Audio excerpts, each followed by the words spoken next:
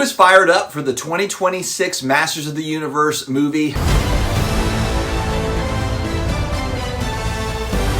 We haven't seen a movie since the 90s. And I think we've all been ready for a follow-up to that original 90s movie since it came out. It's been too long.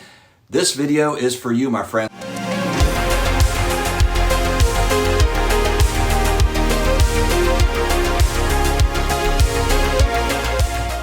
Breaking down every confirmed villain in the new Masters of the Universe movie: Skeletor, Evil Lyn, Trapjaw, Triclops, and Goatman, and the real history behind each character so you know exactly who's invading Eternia on June 5th, 2026. Make sure to stick around to the end. I've got a couple of additional predictions of character villains that we might also see. After years in development limbo, Masters is finally happening under director Travis Knight, with Nicholas Galitzine, sorry if I'm butchering the name, as He-Man, and Jared Leto, as we know, as Skeletor.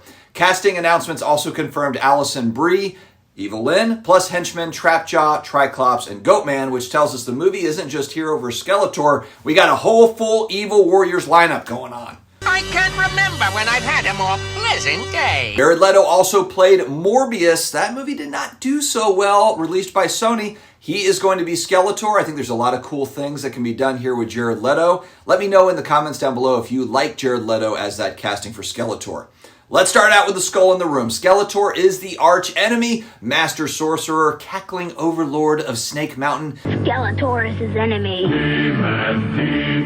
If He-Man, Skeletor, and Castle Grayskull, you have to put the castle. And the guy who made purple terrifying before Thanos. His origin has a few flavors depending on the era. The early mini-comics, 81 to 83, Skeletor was an other-dimensional warlord who broke into Eternia seeking the secrets of Castle Grayskull. No Prince Adam, no royal court, just savage Eternia and a demonic invader. Keldor connection in the mid-80s and onward. The idea that Skeletor was Keldor, King Randor's lost brother, bubbles up in later mini-comics and becomes much clearer in later media. The tragic acid splash sorcerer transformed into the skull-faced tyrant. Filmation, of course, we all remember the cartoons to find Skeletor's personality. Until we meet again! Snide, theatrical, endlessly scheming, and cemented the Evil Lyn right-hand dynamic. And hilarious, by the way. The 2002 MYP series codifies Keldor's fall in a dramatic prequel arc and modernizes Skeletor's threat level with sharper action and deeper lore. The Revelation era leans into more dark magic, god-tier power-ups, and the toxic push-pull with Evil Lyn. So what does that mean for the movie in 2026? With Jared Leto cast, expect a charismatic sorcerer warlord, likely blending Filmation's iconic bite with the tragic Keldor angle to give the role emotional teeth. The presence of Evil Lyn, Trapjaw, Triclops, and Goatman suggests classic Snake Mountain politics, Skeletor weaponizing rivalries to keep his lieutenants hungry. I don't have a Skeletor figure to show, but we do have a He-Man going back to those early days. This is the second edition that came out. And man, if they're still in box in great condition, they fetch thousands and thousands of dollars, those original action figures. Let's start with Evil Lyn. Not just Skeletor's lieutenant, she's the brains, the schemer who'd happily replace him if the stars align. After all this time, Grayskull is ours. Introduced in 1983 to give the evil side a powerful female sorcerer, Evil Lyn's hallmark is agency. She manipulates, disguises, bargains with monsters and men, and routinely outsmarts the room. Filmation version, she's the cool cutting strategist, often in charge when Skeletor's away. Now in the 1987 live-action movie, Meg Foster, what a babe, steel-eyed Meg Foster adds a sliver of intimate menace in her dynamic with Skeletor, respect, ambition, maybe something more, expanding her range beyond henchwoman.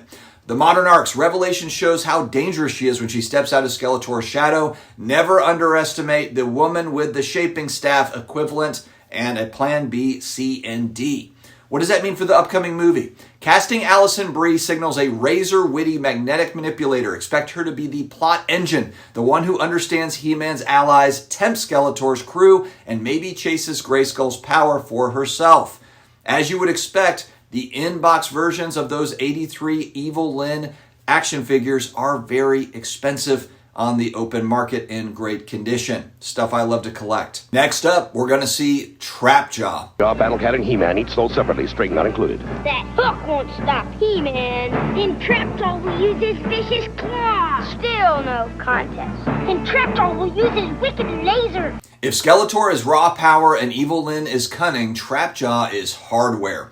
The ungradable tank with a modular arm and the bite to match. Two key origin beats matter. In the mini-comics, the Mattel guides a notorious interstellar criminal stranded on Eternia who falls in with Skeletor. Cybernetics make him a siege engine on legs. In the 2002 series, deepens the lore. Cronus is a blue-skinned thug in Keldor's ranks who defies the newly transformed Skeletor, loses a violent power struggle, and gets rebuilt as Trapjaw. Part cautionary tale and part escalation. Why does this matter in the movie for 2026? Casting Sam C. Wilson suggests we'll see Trapjaw as a credible combat boss, the guy you send to breach a palace gate or neutralize Man-at-Arm's tech advantage. His presence implies big, destructive set pieces.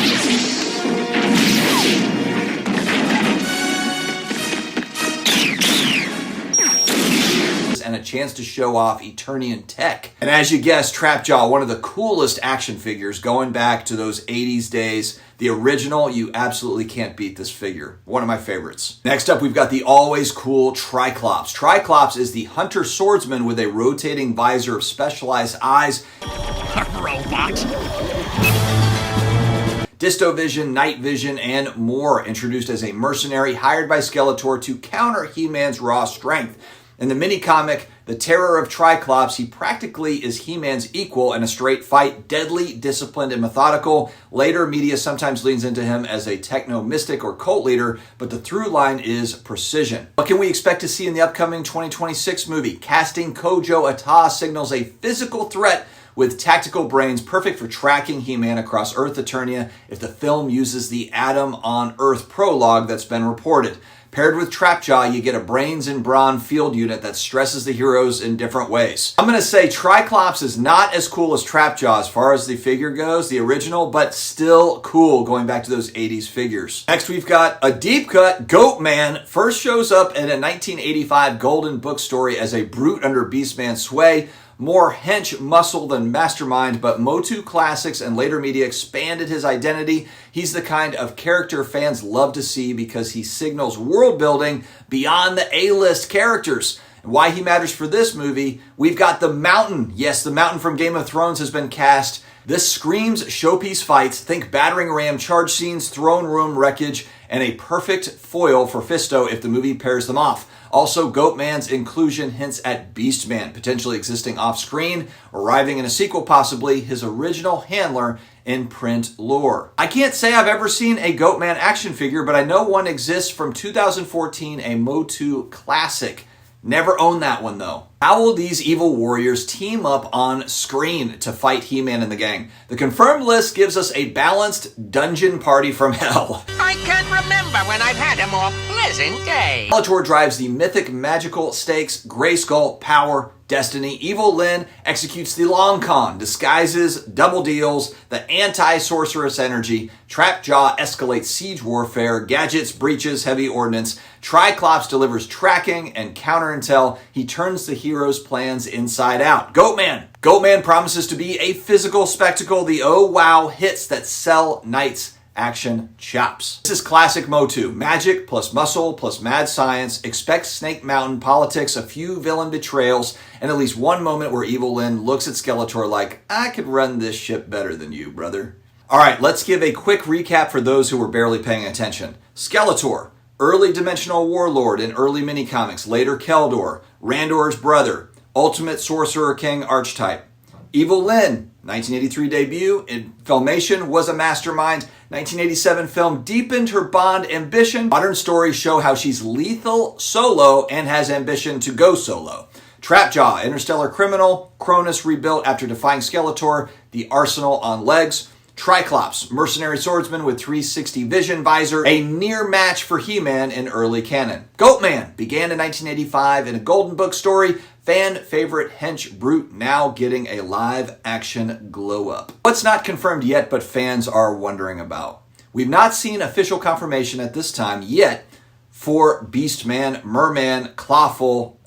These are the best action figures, by the way. or Scareglow. Could they cameo? Maybe, but as of now, the confirmed villains are the 5 we've covered via trade outlets, studio line reporting. More do drop. I will update this breakdown, but I will tell you, I would be absolutely shocked if Beastman is not in this movie. So close to Skeletor in everything that they do. I can't imagine it. Maybe he won't show up right at the beginning, but he is going to pop in there somewhere. I would be shocked if he's not. Imagine a mid-movie boss fight, Trapjaw plus Triclops tag team versus Men-at-Arms Tech and Tila's Tactics. I know that Skeletor is going to make a play at Grayskull, obviously. Evil Lynn, what if she chooses her self-interest over loyalty at a pivotal moment in this movie? Goatman versus Fisto. That would be a cool fight. Or a palace breach scene at Grayskull where it allows He-Man to go full hero mode. I want to see something that's closer to the original. I want to see something that is closer to the old Filmation cartoons that I used to watch. I don't need to see a new age version of this. They need to really play into the nostalgia of the mid-40s guys and gals like myself. That's what we need to see. Friends, if you like this deep dive, hit the like and subscribe here at the 80s, 90s Nostalgia channel. I've got a full Hero Side breakdown on deck. We've got a lot more of these videos coming. This is going to be a movie that I will see opening night. Which villain is going to steal the movie? Let me know in the video description who's going to be the one that emerges to battle He-Man at the end. We think it's going to be Skeletor. Will Evil Lynn make a play? Will one of these other guys, will Trapjaw make a play? Let me know your thoughts in the comments below. Stay healthy, stay awesome, and I'll see you again next time.